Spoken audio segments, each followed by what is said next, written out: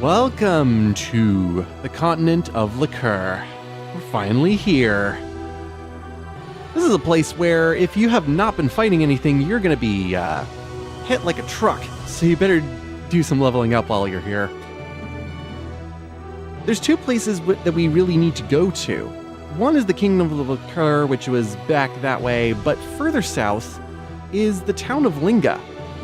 And if you remember back in Cross Cave, we got those ancient writings that we are not able to read, but we have been steered this direction to find a linguist.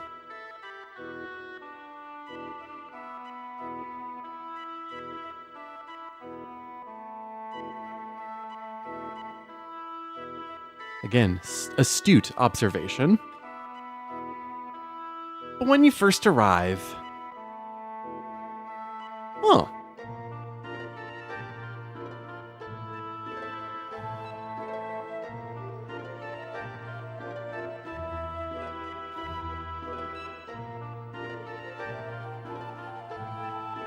I think the unfortunate thing about this whole scene is that it's replaying a song we've already heard. Like, Linga doesn't get its own special town theme. It just reuses what we already heard in Salva. Goodbye.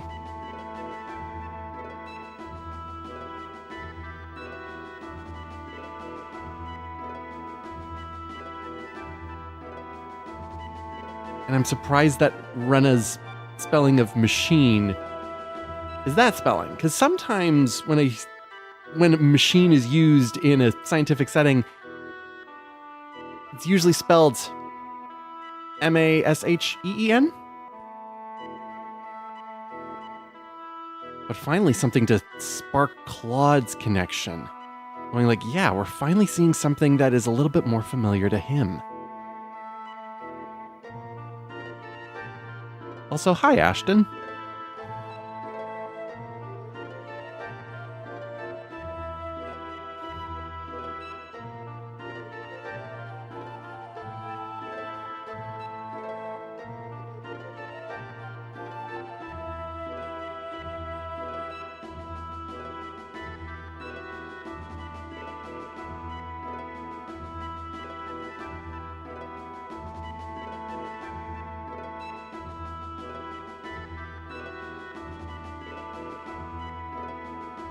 Oh, Bobot. I kind of wonder if the developers were really trying to pull a mascot out with Bobot, because I do remember a long time ago that it's like, yeah, Bobot is a very endearing character. At least in terms of aesthetics.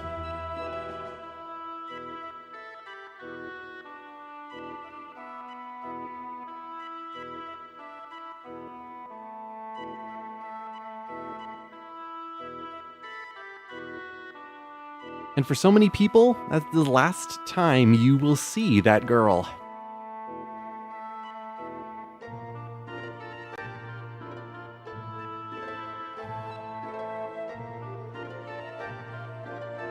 And that is the reason why Ashton's here. Because if you do have Ashton in your party, he has unique dialogue for meeting this girl. One of the few times we also see his embarrassed sprite. Like a Gyara and Urin kind of just trading glances. So for most people, that is the only time you see that girl. That's it. Even though if you were to look in the manual, she is kind of important. You're going like, how do I get her? How do I get her into my party? And people don't figure it out. I didn't. So this place is Linga. It is the university town, or at least the town of learning, the education town. Hey, remember that we're supposed to be investigating the sorcery globe? That seems like a way in order to reinvigorate the main plot. Because we haven't been doing much in that regard. There's so many other things. Also, this guy lies. It's not called Bowman's. There is no building or sign or information like this pharmacy here that's called Bowman's. pay no mind to Claude being stoned here. Also, this pharmacy is awful. Like, it has berries. Sure, berries are always useful there, but it's a worse version than Yuki's jam shop. At least Yuki had 3 jams.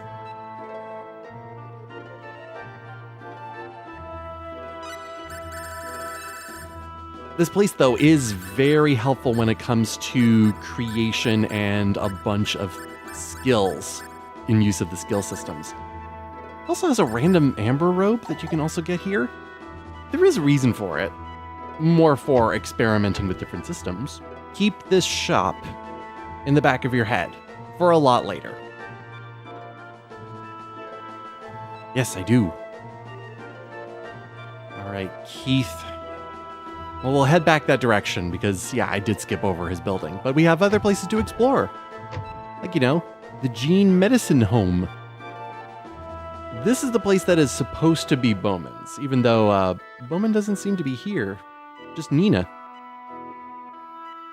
I find it fascinating. I think it's supposed to actually be Nina, if I'm remembering correctly, even though it's EH. Trying to be a little bit more eccentric there, I guess. But over on this side is also the university.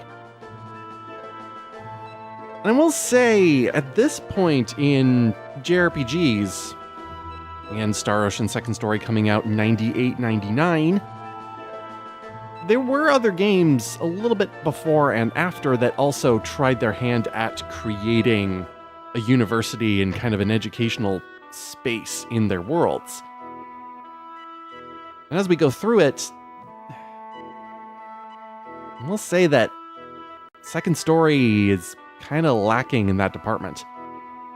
Just talking with all the people in the library, it's just like, okay, a lot of flat kind of lines here.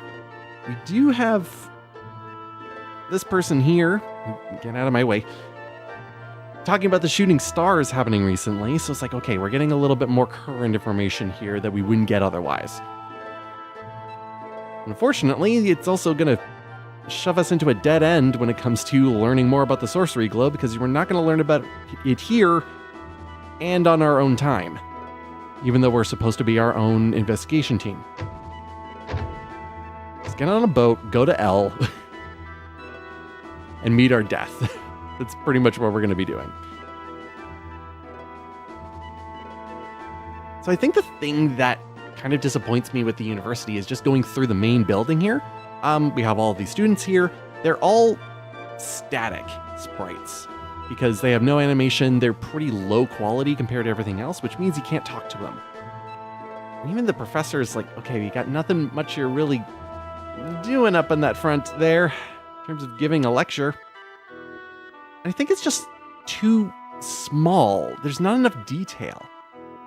Recently, I played through Tales of Eternia, which came out in 2000, so roughly a year to a year and a half later, and it blows this game right out of the water in terms of what it does with its educational space.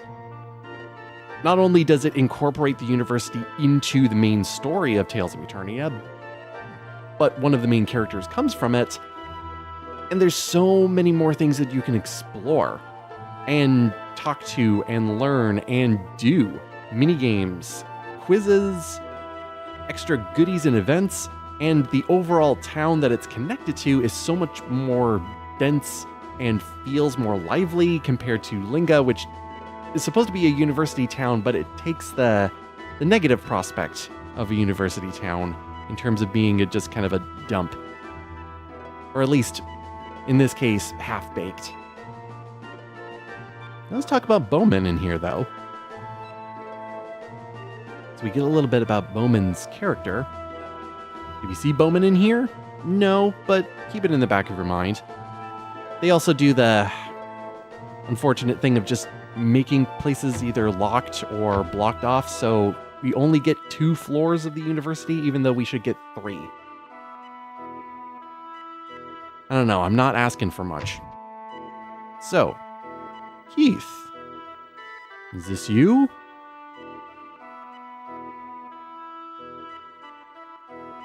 Nope.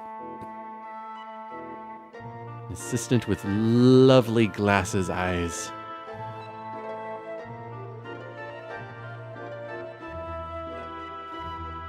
I would like to continue the main story a little bit, please.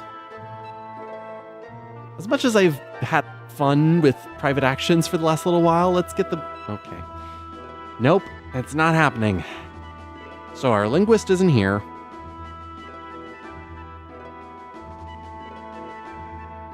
Yeah, we've heard about it. So yeah, Linga is not the right order to continue the story there. You won't know that unless you get shoved out the door, like that. What happens if we go back in?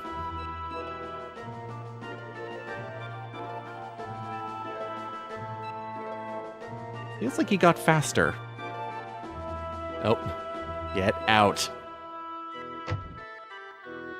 Fine. Dead end until we actually do the other event at the Kingdom of Liquor. That's a shame. We're not going to do that, though. We're going to press for talking to that girl again. See, a lot of people didn't really know how to get more out of the girl we see at the beginning of Linga because they weren't interacting with the private action system. So after the scene, you come back in, and the very first private action you have, whether you have Claude or Rena's perspective, will involve that girl. And keep in mind that Rena is just kind of hanging out by that house. Because, surprisingly, the private action's different between Claude and Rena's perspective. There she is.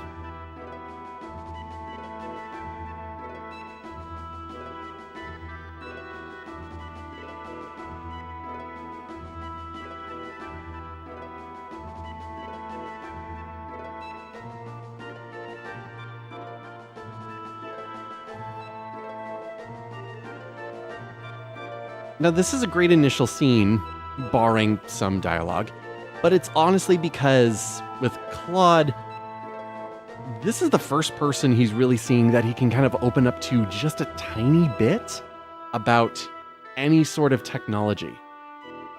Seeing Bobot is just like, okay, we're finally like, okay, I have like a little crumb that I'm able to work with at least. Because I can only imagine Claude's perspective, just like having to hide everything that he knows and having this little outlet.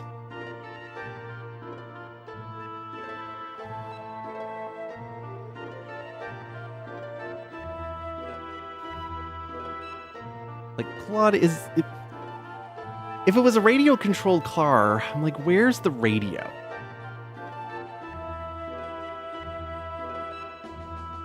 Also, I think the aesthetic of Bobot was so endearing, personally, at that point. It's because I feel like Tri-Ice was trying their hand on Haro from Gundam. But the thing is, Haro is endearing because it's just a nice ball. Whereas Bobot is a ball, too, but a ball with limbs. And the limbs kind of take away from something a bit bad about it, you know?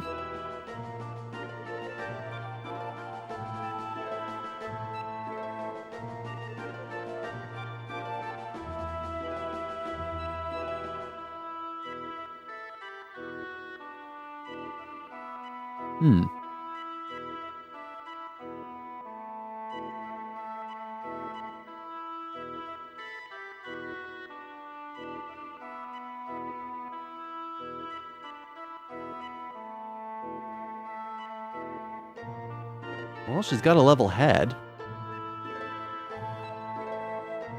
And Claude absolutely is not going to fly that way. So I go by the Japanese pronunciation with her name. I've always pronounced it as Precis, even though some cases will also pronounce it as Precis.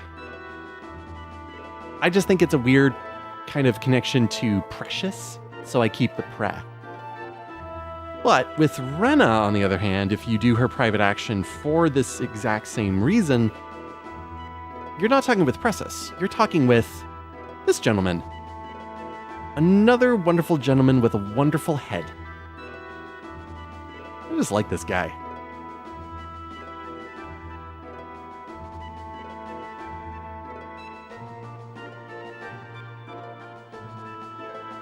Talking with other people does mention the eccentricity of some people in the town. It's mostly pointing to Precis and the old man over here, being the dad.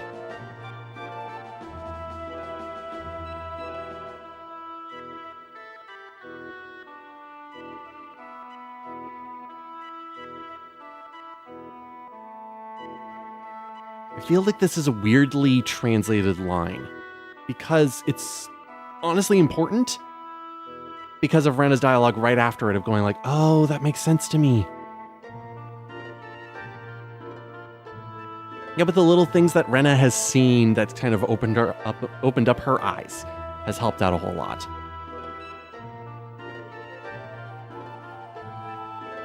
Made her honestly more accepting of things.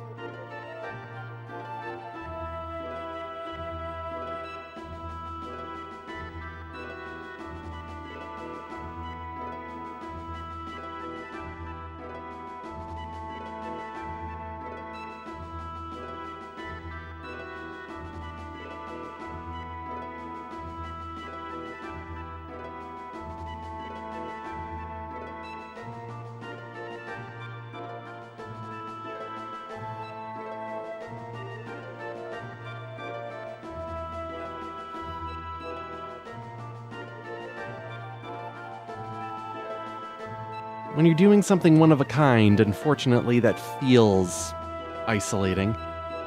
Like you're surrounded by machinery and technology, and strangely Japanese in terms of having a kotatsu in the middle of the living room there.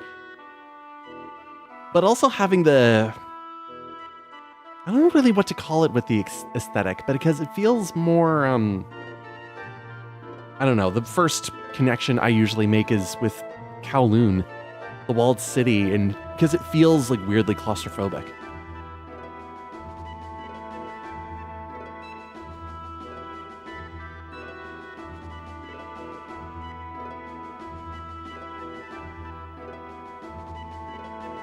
Nope. Nope.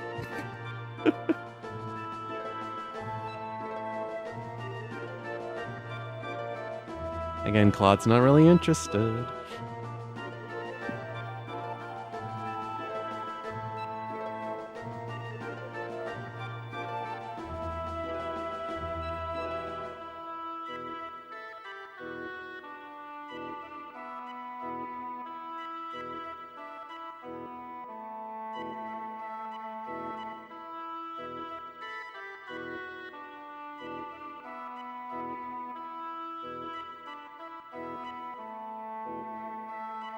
That's such a weird sentence. You know about my house. I'm like, well, we're right outside of it.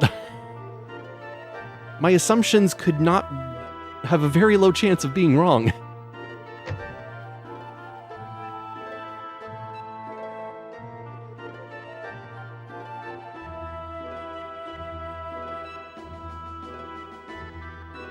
Now, if you're playing just with Claude's perspective, of going like, okay, interesting that Rena is also in this picture somehow. But, you know, that's what the benefit of combining the two perspectives is like. Going like, this is where it all comes together. What possible channel could they get on that TV?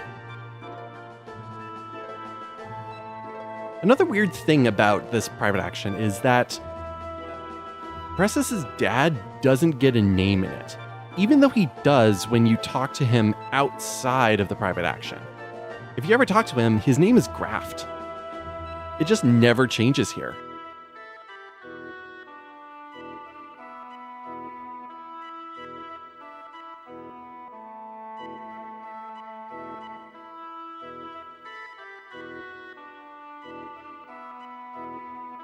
Yes.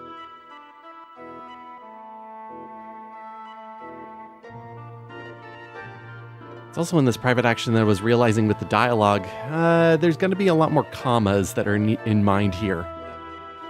Like, I could be charitable and just say, well, if Precis is 16, I've seen a bunch of 16-year-olds who are not able to use proper commas, but that isn't true in that regard. There's no through line for that kind of logic in terms of grammar.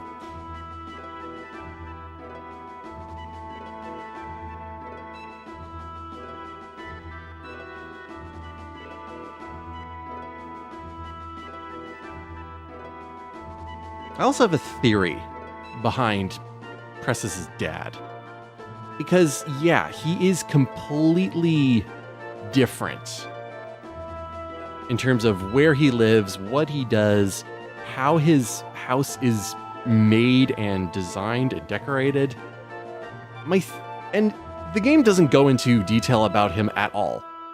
So my theory is Claude and Precis's dad are both from other planets.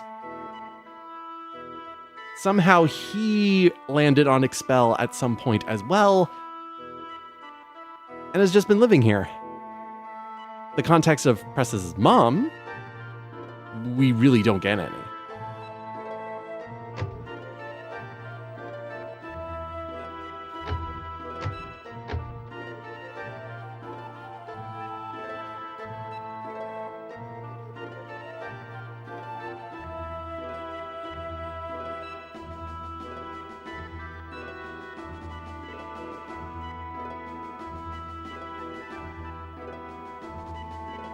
A big, humongous piece of shining steel, fallen from the sky. Like that kind of piece also just debunks my theory completely, because he could have just picked up a piece of the sorcery globe and went, oh, I have access to technology now. Which, I don't know. I'm biased towards my own thought of just okay, he's also spacefaring.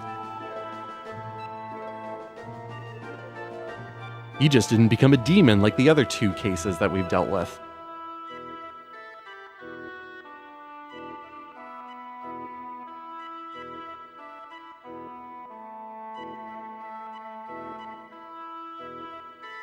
Again, look at where the commas need to go in some of these text boxes, because, oh boy.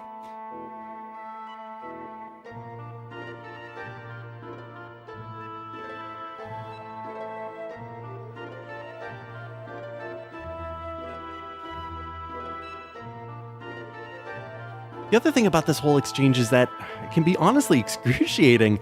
It's yeah, they're trying to go with a little bit of banter here, but it's too stiff. The music doesn't help. And yeah, you could get to the point a lot faster than this. Instead of Precis constantly moving over, I'm getting what they're trying to do with the body language. But it's boy, get to the point of just yeah, it's a sorcery globe. Rena doesn't want to have anything to do with this whole situation that we're getting into, because we're heading to the sorcery globe. And we just want to get going. Bye, Precis. We don't have any need for you, please.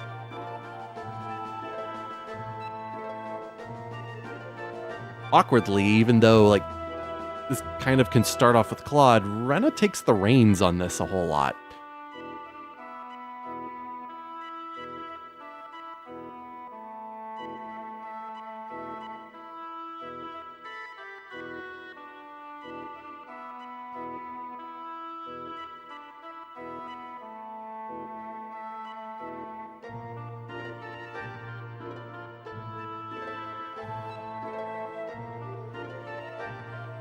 And we need to understand the relationship hierarchy of strangers to passerbys to acquaintances to...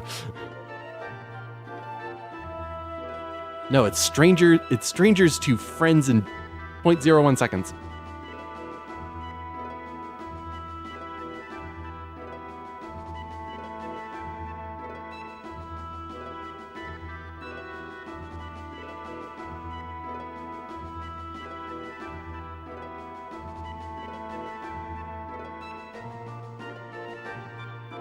So what do we say?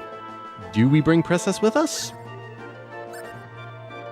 Feels like the most irresponsible choice we could make. So let's not.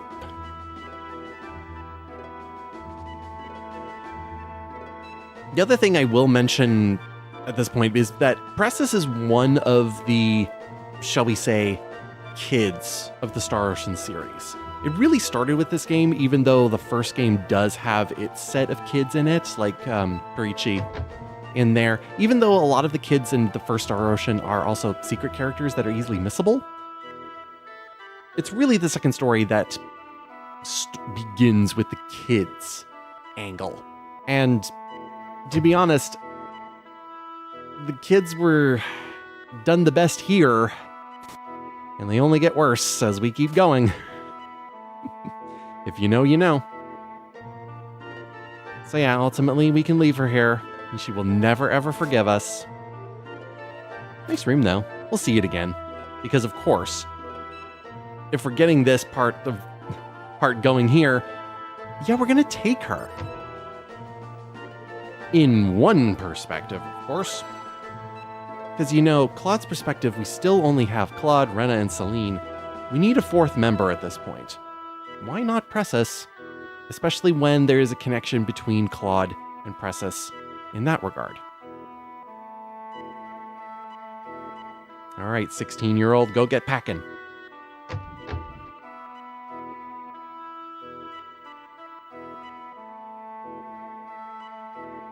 Depending on what you choose there, both of them will say the exact same line. Sorry, we're taking your daughter.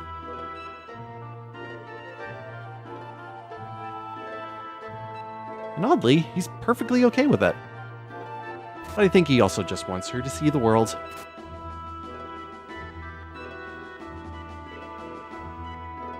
Like, this is a lovely setup room here. Again, really closed in and a little bit claustrophobic if you look at it for too long, but still well designed. Nothing like it. And the only thing left to do is just leave because, hey, what else is there?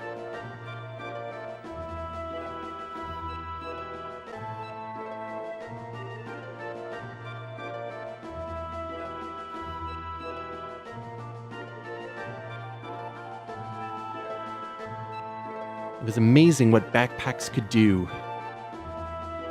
so many years ago. Now they just fall apart when you put a single textbook in it.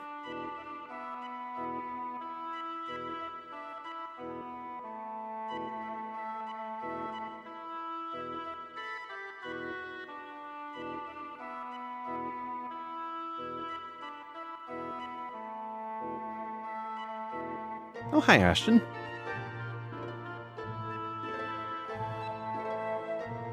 Again, Ashton has unique dialogue.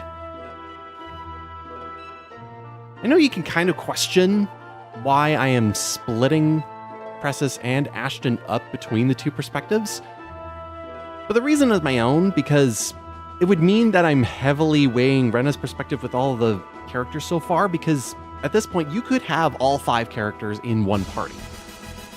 And I personally don't want to do that. But the biggest selling feature of this game was its replayability and the combinations of characters you can have. Precis and Ashton do have some unique private actions with each other. You just won't see them here. I'm going to be comprehensive, but I'm not going to be exhaustive. So, Precis, our 4th member of Claude's perspective. Ah, look at her. Lovely. Now, if you take a look at her stats, she has 0 intelligence and 0 magic. She is not going to be dealing any magic here. She is a pure physical fighter. With dexterity, we got lucky with that one. I would love her to have originality, because that would help a little bit more with what she could possibly do, but maybe we'll be able to fix that later. Now, Precis is a physical fighter. She starts off with 2 skills, Rocket Punch and Hop Step. At this point, with the AI, Hop Step is kind of what it prefers to use. And the thing with Precis is that she kind of suffers from the same first impression that Ashton does. especially when it comes to her equipment, because she has the magic hand, which is a mechanical weapon. Good luck with finding an upgrade to her weapon in the near future, seeing as where we are. If you engage with the crafting and equipment systems and the skills, you can make some more weapons for Precis. But if you are someone who's not going to do that and just play the game straight, yeah, Precis doesn't really feel like a really good character to really put in your party, unfortunately. It takes some investment. Because again, late stage, she's really good. But again, first impressions, very lacking. With her abilities so far, it kind of ignores whether things are short range or long range. Whatever she wants to use usually prefers to just get into short range and then will activate. Hop step, it just is a longer distance in order to hop. And the other thing is, well, her standard attack is slow. Well, that's somewhere around 80 points. Oh, don't worry, Precis. You'll show your colors soon enough. Now, we're not done here. Eventually, we'll make ourselves into Liqueur. Sneak peek, we're inside of the town now. Because there's this little girl. There's not a lot of private actions in Liqueur itself, apart from this one, which is a doozy. As you can see from how this girl is talking, ran away from home, wants to be independent, and yikes, her imagination is crazy.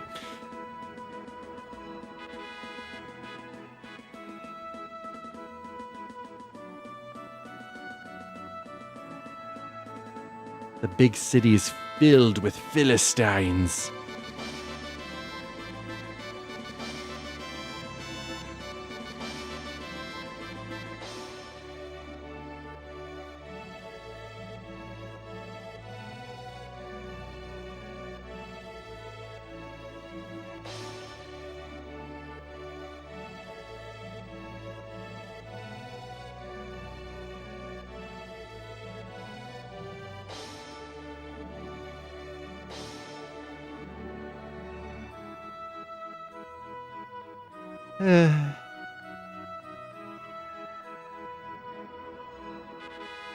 What a personality. How did you find out? I was doing an internal monologue out loud.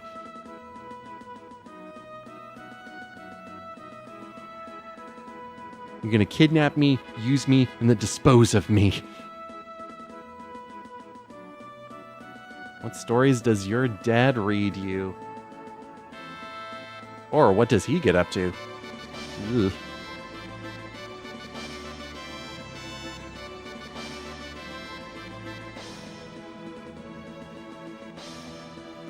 Oh, a little bit of introspection? What? No, that doesn't sound right.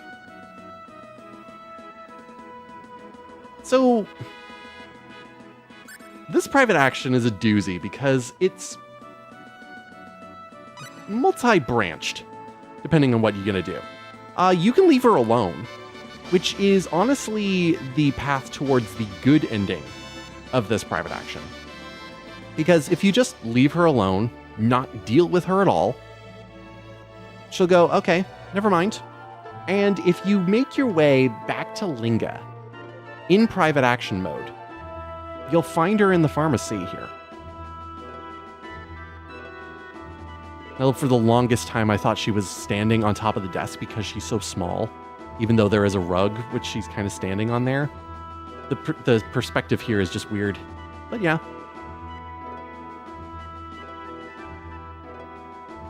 So yeah, if you leave her alone, she eventually makes her way back home. No issues or anything like that. And yeah, that's kind of the good ending. So let's get more into detail here. You also can't buy anything from her, which is also weird. This is strange. She just kind of stands there. You lose the access to the pharmacy because she's manning it. I'm like, okay. So if we actually begin to care about her situation, well, it's the wrong thing to do. Because it leads to the two bad endings. One I'll call the bad ending, one I'll call the worst ending. But it'll also lead to the best ending. So she runs off. You have really no idea where she runs off to. But if you do a private action in Hurley, you'll find her here.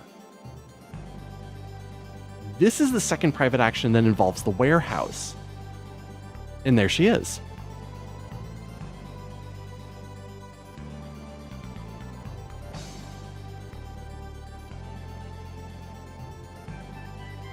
Man, she is a lot. Yeah, sorry, Claude. A lot of people are going to have that kind of personality, and it's not going to take however long it took her to get here. I have no idea. And then you have two more options. Either you can ignore her, or again, you can just play in and try to help her.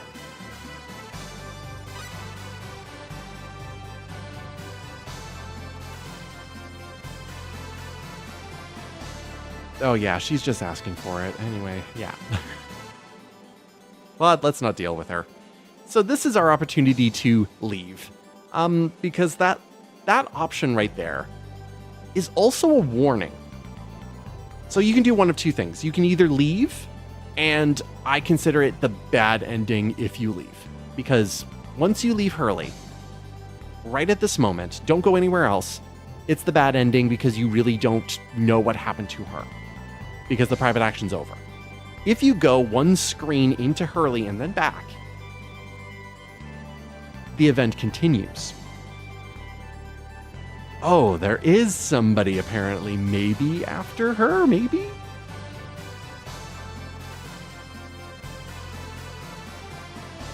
I wonder if we should just leave them alone. You can still leave if you want to. But once you go into the warehouse, you are locked into either the worst ending or the best ending.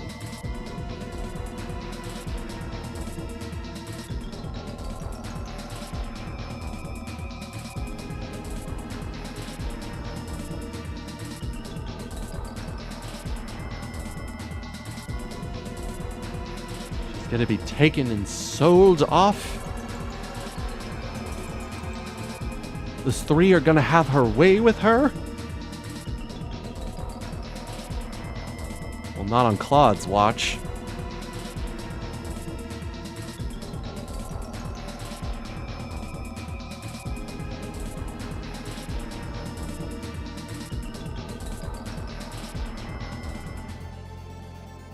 Now, if you think that's the only way of dealing with it, if you pick the second option, it just means that you are locked in. So the first option of leaving her alone gives you a chance to back out. But if you pick the second option, if you continue to care about her, you are locked into the same situation because, hey, guess what? The bandits show up.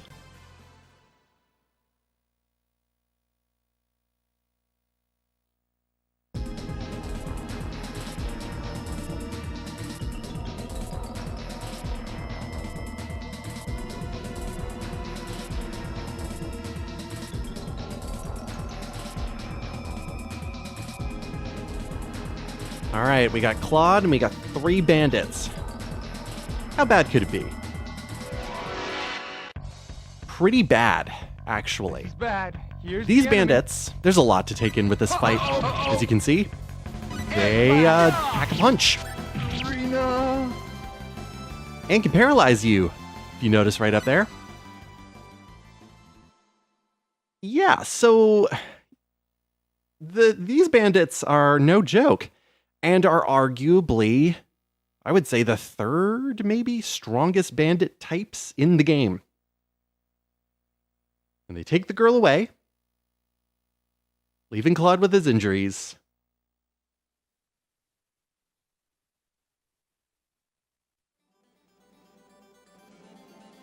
Claude limps out of the warehouse. Hey, Rena. And that's the end of the private action. That's the worst ending, where it's like, yeah, she did get kidnapped. She has been taken away to who knows where. Imagination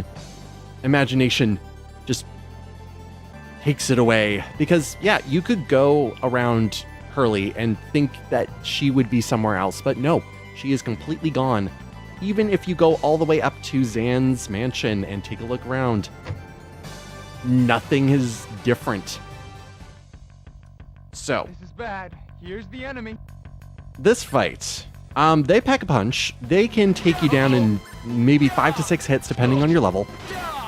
I first did this at level 13, and they can take you down in 2 hits at that point.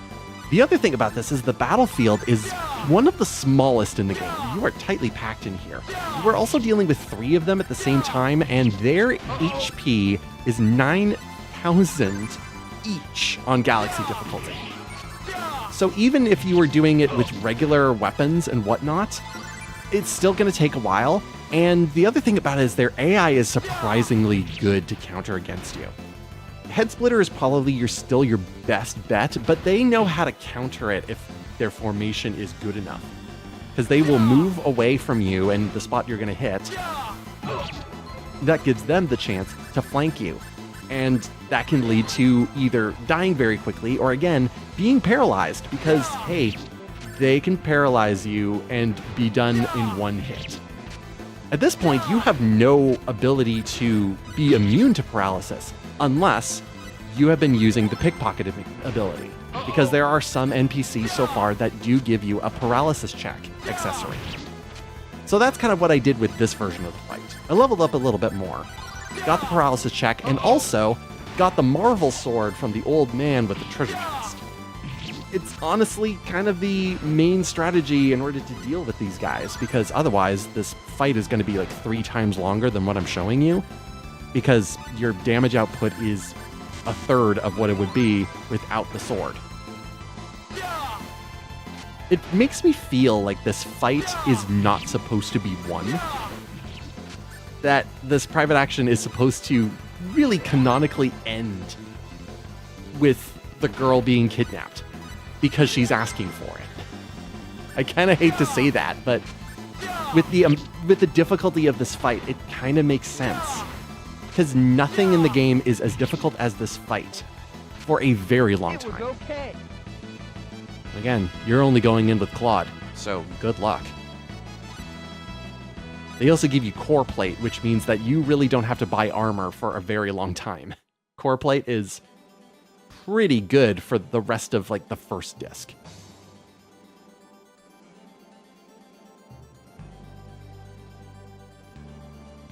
Well, I'm glad I was actually able to get in a fight this video. It's been private actions for so long. Ooh.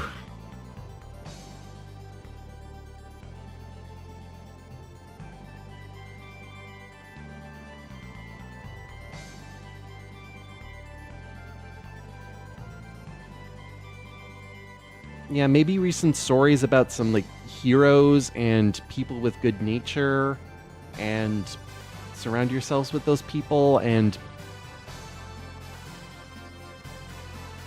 I don't know, find a therapist.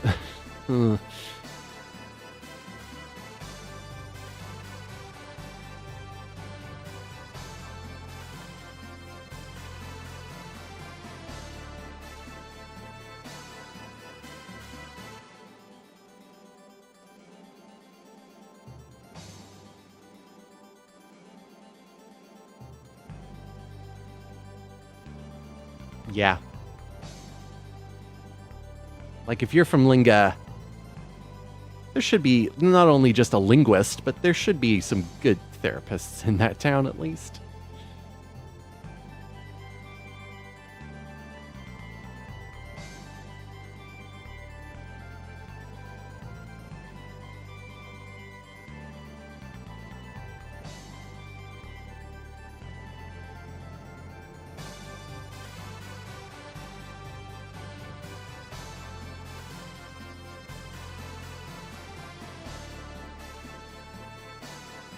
And we better do that because, again, this is the best ending of the private action. So again, private action Linga. Hey, she's back. It's similar, it's actually nearly identical to the good ending, without, the terribly difficult fight. But the reason why it's slightly different is that you actually get something for it. Like, you did save her life.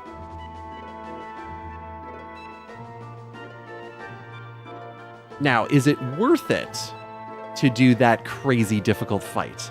That mountain spike of difficulty? You get what's called the Ririka.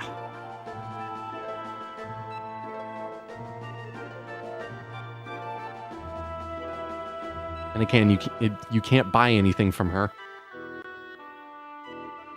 But what is it? What is the Ririka? The Ririka is a camera. It's used for reproduction, or the duplication of items. This is the earliest you can get this version of the camera. It's something that if you're someone who gets into duplication in Star Ocean games, a version of this camera is going to be very effective. Is it worth it getting it right now?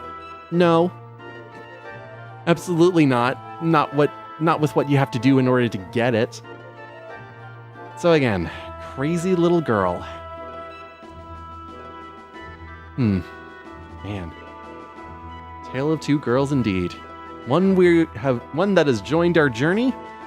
The other, we have stopped journeying. Learn to stop. See you next time, everyone, as we actually head over to Liqueur. Enjoy this death reel. Rena! Mother! Rena! Rena! Uh-oh! Damn! Damn! I'm losing strength. Here's the enemy.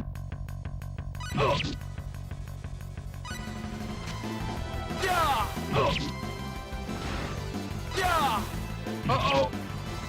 You can't, mother! Uh-oh! Uh-oh! No! Uh-oh! I said no!